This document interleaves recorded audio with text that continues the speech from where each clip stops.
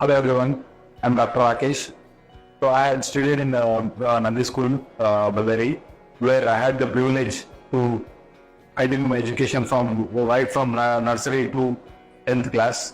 If I have to reflect back on my life, I would definitely say that the 13 years that I spent in Nandi school, right from nursery to 10th class, I would say those were the most beautiful days, and that's a place where my thought process has been shaped. It was not just a place where we were forced to mug up the books or read for the sake of marks. It was a place where we were given ample opportunities, and environment was created in such a way that you were encouraged to think creatively, and then also participate in various activities like be it sports, be it cultural activities, and be it any other activities which would impact on our society.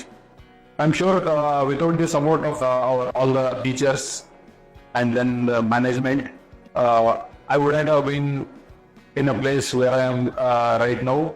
I would like to thank the management, made our Umed sir, and the school teachers for being part of my life journey and shaping my mindset and thought process at very young stages, and bringing me this long. Thank you.